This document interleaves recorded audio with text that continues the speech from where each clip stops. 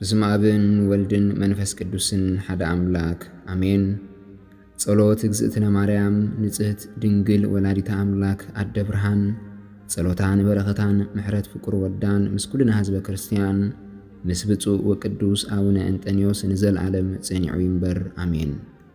እዚ ጸሎት አዴና ቅድስት ድንግል ማርያም ብዕለት 21 ሰነ ኣብ ጎልጎታ መቃብር ናይ ጎይታናን አምላኽናን መድኃኒናን ኢየሱስ ክርስቶስ ከምዚ እናበለት ዝጸለየቶ እዩ። ወደይን ንጉሰይን ጎይታይን አምላኸይን ኢየሱስ ክርስቶስ ብፍቃድካ ንሰብ ከተድሕን ካባይ ተወሊድካ ካብ አጥባተይ እውን ጸባ ጠበውካ ሰማይን ምድርን ኣይወሰኑኻን መወዳእታ ዓለም ኣይኣኸለካን ምድሪ እውን ክትጸረካ ኣይከኣላን እዩ። ከርሲ ቀላያት መዓሞቕ ባሕርታት ወሓይዝ ናይ ክረምትን ኣብ ቅድሜኻ ክንድሕፍኒ ኢድካ ኣይኣኽሉን እዮም። ሓያላትን መላእኽትን እንተኾነ ናባኻ ክቐርቡ ኣይክእሉን። ጎይታይ እልምነካ ኣለኹ። ኣነ ኣዴኻ ማርያም ኣነ ባርያኻ ኣነ ጸዋሪትካ ኣብ ከርሰይ 9 ወርሕን 5 መዓልትን ጸርኩኻ ኣብ ውሽጢ ማሕፀነይ እውን ሓደርካ 3 ዓመት ካብ ኣጥባተይ ጸባ ጠበውካ 3 ዓመት ኣብ ዝባነይ ሓዘልኩኻ ን30 ዓመት ምሳኻ ተመላለስኩ። ሄሮዶስ ክቐትለካ ምስ ደለየ ምሳኻ ካብ ሃገር ናብ ሃገር ተሰደድኩ። ጎይታይን ኣምላኸይን ኢየሱስ ክርስቶስ ንቓል ጸሎተይን ልማኖይን ስማዕ። ነቲ ኣብ ከርሰይ ን9 ወርሕን 5 መዓልትን ዝጸርኩኻ ጎይታይ ዘክር። ነቲ ኣብ ማሕፀነይ ዝሓደርካዮ ጎይታይ ዘክር። ኣብ ቤተልሔም ኣብ ግዜ ቁርን ኣስሓይታን ዝወለድኩኻ ጎይታይ ዘክር። ካብ ሃገር ናብ ሃገር ምሳኻ ዝተሰደድክዎ ጎይታይ ዘክር። ነቲ ምእንተኻ ዝበጽሓኒ ጥሜትን ጽምእን ጎይታይ ዘክር። ኣነ ምእንቲ ጻድቃን ዘይኮነ ምእንትቶም ብስመይ ዝክር ዝገብሩ ሓጣን ልምነካ ኣለኹ። ጎይታይ ንጸሎተይን ልማኖይን ስምዓኒ። ነቲ ኣነ ዝልምነካ ከም እትሰምዓኒ ንኩሉ ናይ ውሽጢ ልበይ እውን ከም እትፍጽመለይ ይፈልጥ እየ። በዛ ሰዓት እዚኣን በዛ ዕለት እዚኣን 12 መላእኽቲ ብርሃን 2 መላእኽቲ ሰላም 24 መላእኽቲ ምሕረት ምሳይ ክቆሙ ንኩሉ ኣብ ውሽጢ ልበይ ዘሎ ንኩሉ ልማኖ ከናፍረይ ክፍጽሙለይ ለኣኩም። ካባኻ ድማ ንኩሉ ሰናያትካ እደሉ ኣለኹ። ኦ ፍቁር ወደይ ብእግዚአብሔር ኣቦኻ ቅድሚ ምፍጣር ዓለም ምሳኻ ህልው ዝኾነ ልምነካ ኣለኹ። ኦ ፍቁር ወደይ ብእግዚአብሔር ስምካ ቅድሚ ሰማይን ምድርን ምፍጣሩ ቅድሚ ጎቦታት ኮርቢትን ምፍጣሮም ቅድሚ መላእኽትን ሰብን ምፍጣሮም ቅድሚ ፀሓይን ወርሕን ከዋኽብትን ምፍጣሮም ቅድሚ መዓልትን ለይትን ምፍላዮም ምሳኻ ህልው ዝኾነ ልምነካ ኣለኹ። ኦ ፍቁር ወደይ ብጰራቅሊጦስ መንፈስ ቅዱስ ካብ ኣቦኻ ዝወፀ ምሳኻ ማዕረ ዝኾነ ቅድሚ ኮኸብ ጽባሕ ኣብን መንፈስ ቅዱስን ምሳኻ ህልዋት እዮም። ኦ ፍቁር ወደይ በቲ ኣብ ከርሰይ 9 ወርሕን 5 መዓልትን ዝጸርኩኻ እልምነካ ኣለኹ። ኦ ፍቁር ወደይ ኣብ ውሽጢ ማሕፀነይ ብምሕዳርካ እልምነካ ኣለኹ። ኦ ፍቁር ወደይ በተን 3 ዓመት ጸባ ዝዕንገላኻ 2 ኣጥባተይ እልምነካ ኣለኹ። ኦ ፍቁር ወደይ በቲ ን3 ዓመት ዝሓዘለካ ዝባነይ እልምነካ ኣለኹ። ኦ ፍቁር ወደይ ምእንተኻ ጥሜትን ጽብእን ረኸበኒ ርጉም ሄሮዶስ ምስ ኣሳደደና ናብ ኩለን ዓድታት ግብፂ ብዝተሰደድናዮ እልምነካ ኣለኹ። ኦ ፍቁር ወደይ በቲ ካብ ዒንተይ ዝዛረየን ኣብ ልዕሊ ክቡር ስጋኻ ዝወረደን ውዑይ ንብዓተይን እልምነካ ኣለኹ። ኦ ፍቁር ወደይ በተን ንኣኻ ዝሰዓማ ከናፍረይ እልምነካ ኣለኹ። ኦ ፍቁር ወደይ በታ ምሳኻ ዝተዛረበት ልሳነይ በተን ነቲ ጥዑም ቃላትካ ዝሰምዓ እዛነይ በተን ምሳኻ 33 ዓመት ዝተመላለሳ ኣእጋረይን እልምነካ ኣለኹ። ኦ ፍቁር ወደይ በቲ ንስኻ ዝደቀስካሉ መብልዒ ማልን ኣብኡውን እሳተ መለኮት ከለኻ ብዝተጠቕለልካሉ ኣጭርቕቲ እልምነካ ኣለኹ። ኦ ፍቁር ወደይ ብሚካኤል መልኣኽ ምኽርኻን ብገብርኤል ብስራታዊ ንኣኻ ከም ዝወልድ ናይ ምውላድካ ዜና ብኽብሪ ዘበሰረኒ መልኣኽ እልምነካ ኣለኹ። ኦ ፍቁር ወደይ ብመልኣኽ ከፋቲ ማሕፀን ሩፋኤል እልምነካ ኣለኹ። ኦ ፍቁር ወደይ ብመልኣኽ ሰላምን ድሕነትን ኡራኤል እልምነካ ኣለኹ። ኦ ፍቁር ወደይ ብሰዳክያል መጸናንዒ ሁዝናትን ብሰላትያል ጻድቅን ለዋህን እልምነካ ኣለኹ። ኦ ፍቁር ወደይ ብኣርባዕቱ እንስሳ ጸወርቲ መንበርካ እልምነካ ኣለኹ ኦ ፍቁር ወደይ ብ24 ካህናተ ሰማይ በቶም ብስምረት ንዓኻ ዘመስግኑ ንመንበርካ ዝዓጥኑ እልምነካ ኣለኹ ኦ ፍቁር ወደይ በቶም ዝለኣኹኻ ብ99 ነገደ መላእክቲ እልምነካ ኣለኹ ኦ ፍቁር ወደይ በቶም ኣብ ቅድሜኻ ዝቆሙ እልፊ መላእክቲ እልምነካ ኣለኹ ኦ ፍቁር ወደይ በቶም ብድሕሪኻ ዝቆሙ እልፊ መላእክቲ እልምነካ ኣለኹ ኦ ፍቁር ወደይ በቶም ብየማንካ ዝቆሙ እልፊ መላእክቲ እልምነካ ኣለኹ ኦ ፍቁር ወደይ በቶም ብጸጋምካ ዝቆሙ እልፊ መላእክቲ እልምነካ ኣለኹ ኦ ፍቁር ወደይ ኣብ ዙርያ መንበርካ ብዝቆሙ እልፊ ኣእላፋት ወትእልፊት እእላፋት ትጉሃን መላእክቲ እልምነካ ኣለኹ ኦ ፍቁር ወደይ ብስፍሓት ሰማይን ምድርን በቶም ኣብ ውሽጢ ደመና ዝመላለሱ መላእክቲ እልምነካ ኣለኹ ኦ ፍቁር ወደይ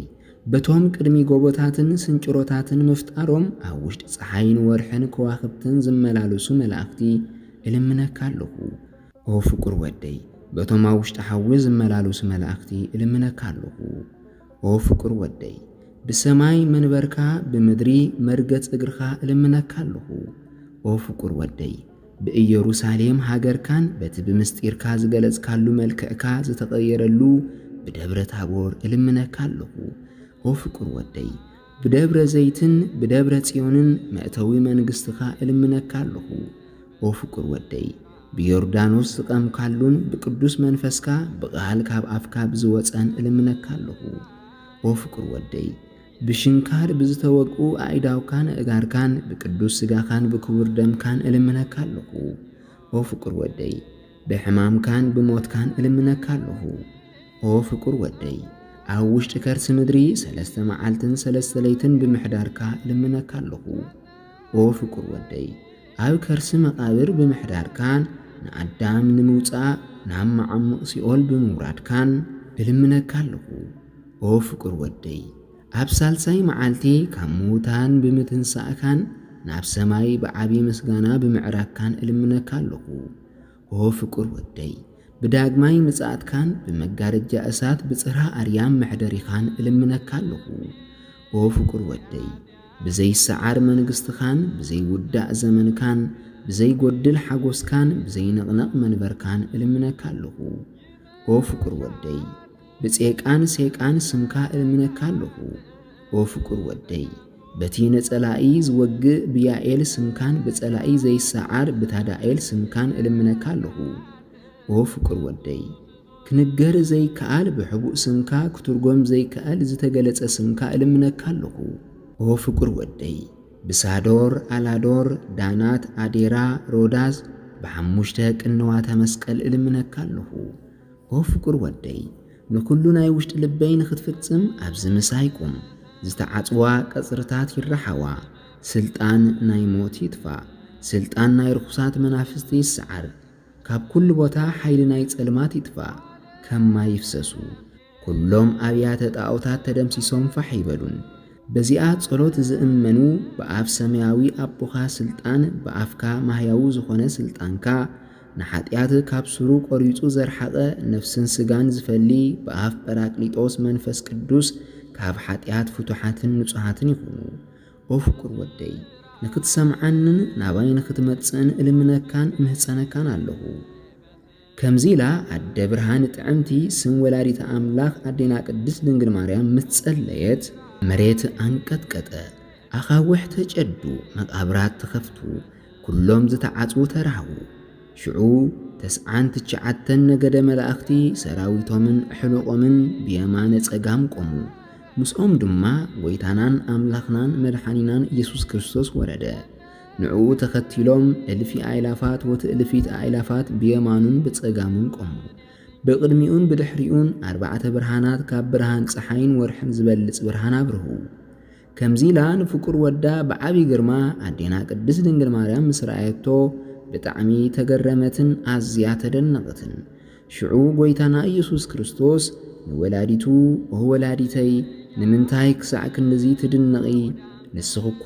9 ወርሕን 5 መዓልትን ኣብ ከርስኺ ኣብ ውሽጢ ማህፀንኪ ዝጸርክና ኣዴ ክበላ ሽዑ ክብርቲ ኣዴና ቅድስት ድንግል ማርያም أقديمة بخمز زبالة ملكة عير أخوخان أنتخون جن أما هتسني بزرقة بموات السجاة تركوخا حججن بأزيو زفرحن زرعدن بجرما ملكوت ريئك هاللوخ بلتو قويتا خاء أو عدي وولادتي أو تصواريتي أبكر سخيت جعت ورحن حموش دمعالتن تسركني أبزوانكي حزلكني كابات واتكون كام معارن شكورن زتعم كاب بلد زتعدو كام ماي جنت إدوم زنت سهصبا أطووكني سلازي وولادتي انتاي كقبرلكي تدلي او مريم عدين ولادتين انه نخلو اتداليو نزلمنكن كلو كفتس ملكي بلا شعو كبرت عدينا قدس دنجل مريم نفكر ودا نغويتانان املاخنان مدهانينان يسوس كريستوس نسخا تسفاين متصقعين ابلع كلون توكلتيخا باخا اوشت كرس ولادتي صنعكو اوشت ما حصناو نسخا كدنكاني نسخا كل جزيه مذكرتا إخا بدحراي زمن بفقاد كان بسمرت أبو خان منفس قدوسن كواي تولدكا حجد ما أقويتاي أنا ولاديت كا مريم نزنقركا تصولوتين لمانوين نخلوك آلاتين سماع ما انت تهم زخري زقابرو بسمي أبيات كريستيانات زهانسو ناي برهان محدري أدال ولوم نعروق ما انت سميلو زالبسو قويتاي زي تفئن زي تسملون إيد دك سبات زي قبرو ترئيتو دما زدنق درعي صدقي ألبسو ندوي مئنت سميلون زحجزة قويتاي بمحرد كان بلوهات كان حجزو نتومي كابتناتو انجيرا مئنت سميلون زبلعو قويتاي هبست هيوات أبلعيو عوشت سماياوي ما أدخاونان برو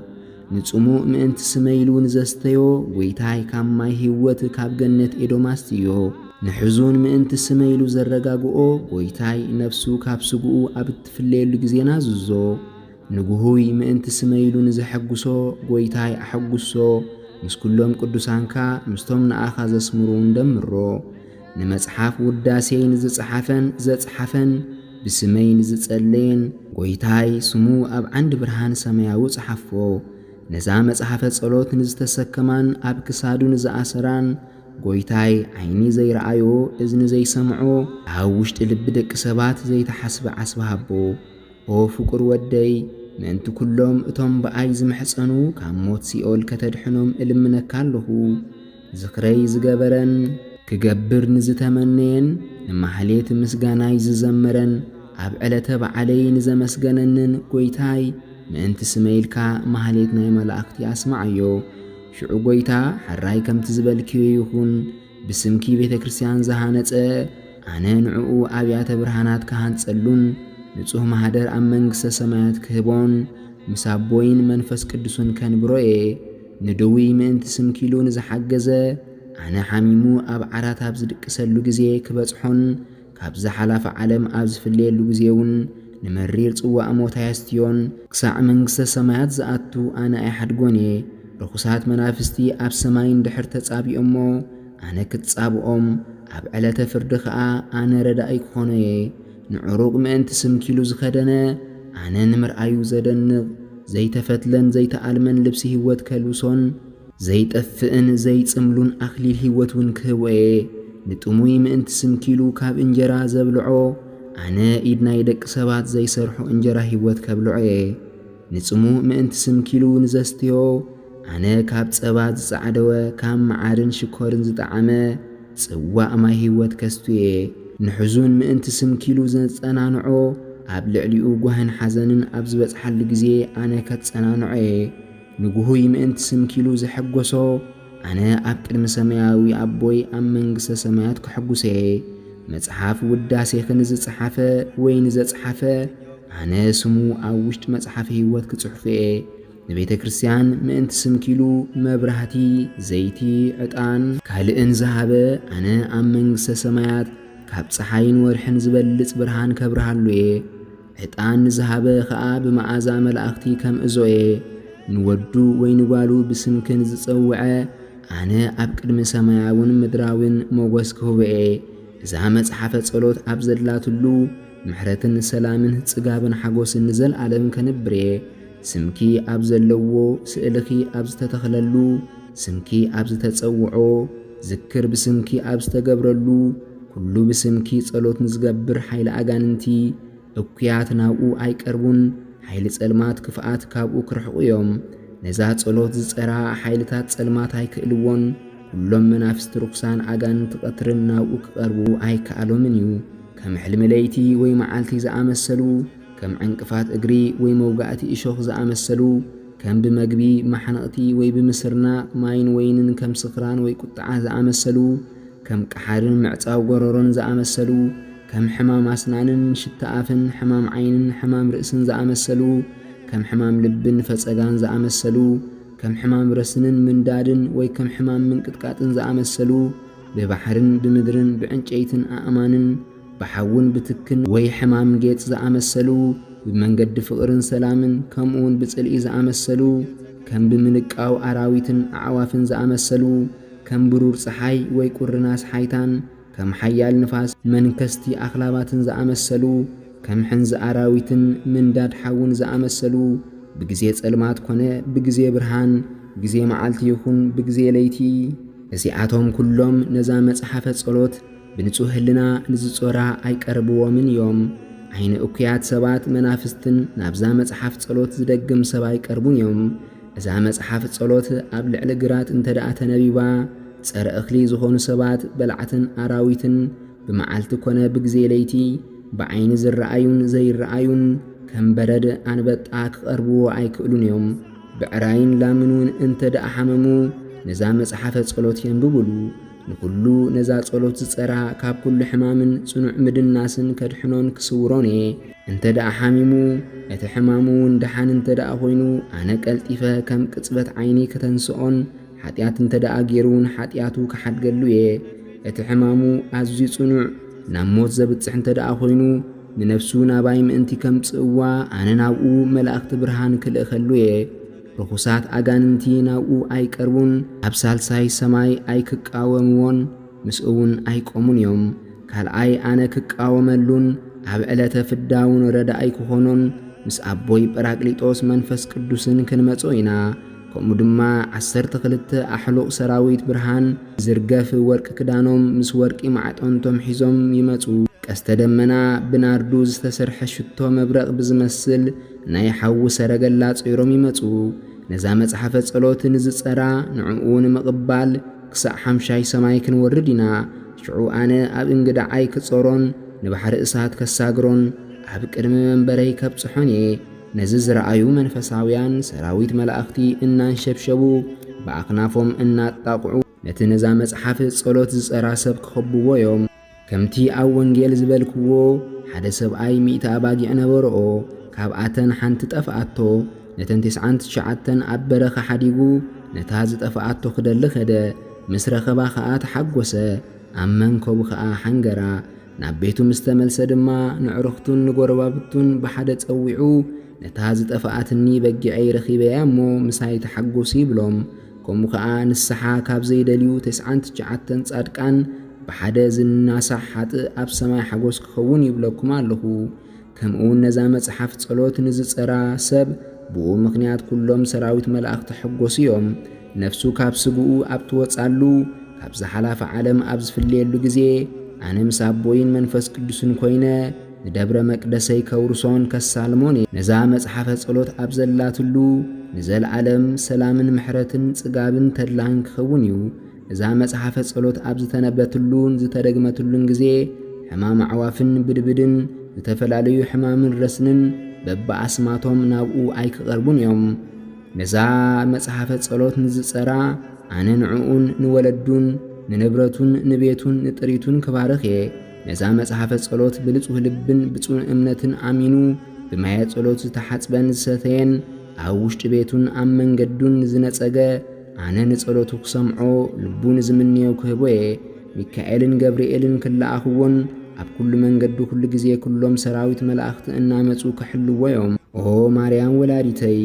ኦ ድንግላደይ እዚ ኩሉ ዕሽር ብሰማይን ምድርን ሂበካ ኣለኹ በላ ብርክቲ ቅድስቲ ኣዴና ድንግል ማርያም ድማ ኦ እሙን ወደይ ኦ ብኹረይ እዚ ኩሉ ዝበልካኒ እሙን ይበለቶ ብርክቲ ቅድስቲ ኣዴና ድንግል ማርያም ድማ ኦ እሙን ወደይ ኦ ብኹረይ እዚ ኩሉ ዝበልካኒ እሙን ይበለቶ ወይታ ኸኣ ኦ ማርያም ወላዲተይ ኣነ ከም ዝፍጽመልኪ ብእግዚአብሔር ኣቦይን ብክርስቶስ ስመይን ብጰራቅሊጦስ መንፈስ ጽድቂ እምሕለል ክለኹ ብክርስቶስ ስመይን ብሚካኤል መልአከ ምኽረይን ብገብርኤል ዜናዊ ልደተይን እምህለል ክለኹ በቶም 6 ኣኽናፍን ብዙሕ ኣዒንትን ዘለዎም ብ4 እንስሳ ጸወርቲ መንበረይ እምሕለል ክለኹ ብ24 ካህናተ ሰማይ ንመንበረይ ዝዓጥኑ ንኽብሪ ህላወይ ዘመስግኑ እምሕለል ክለኹ በቶም ብየማን ዝቆሙ እልፍን ብጸጋመይን ዝቆሙ እልፍን ብድሕረይ ዝቆሙ እልፍን ብቅድመይ ዝቆሙ እልፍን እምሕለል ክለኹ በቶም እልፍ ኣእላፋት ወትእልፊት ኣእላፋት ትጉሃን መላእኽተይ እምሕለል ክለኹ በአዳም ቀዳማይ ፍጥረተይን በአቤልን ሴትን ብቃይናንን መላለኤልን እምሕለል ክለኹ ብሄኖክን ሄኖስን ብያሬድን ማትሶላን እምሕለል ክለኹ በቲ ምስኡ ኪዳን ሰማይን ምድርን ዝገበርኩ ምስ ለመነኒ ድማ ንምድሪ ብማይ ኣይሂ ዳግማይ ኣይከትፈኣን ኢለ ኪዳን ዝኣቱ ኩሉ ብኖህ ባርያይ እምሕለል ክለኹ ንትእዛዘይ ዝዓቀበ ብሴም በኹረይ እምሕለል ክለኹ ብኣይ ዝተመሰለ ብመልከ ጼዴቅ ካህን እምሕለል ክለኹ በአብርሃም ፈታውየይ ብይስሐቅ ውሉደይ 12 ዓይኑድ ብዝተኸልክሉ በእስራኤል ቅዱሰይ እምሕለል ክለኹ ብይሁዳን ፋሬስን ብዮሴፍን ብንያምን ብለውን ብያሳኮርን ብሓፈሻ ብ12 ነገደ እስራኤል እምሕለል ክለኹ ብኩሎም ቀዳሞት ኣቦታት እምሕለል ክለኹ ብሄኖክን ኤልያስን ጸሓፍቲ ትእዛዘይ እምሕለል ክለኹ ኣብ ውሽጣ 9 ወርሕን 5 መዓልትን ዝነበርኩላ ንጽህቲ ከርስኺ እምሕለል ክለኹ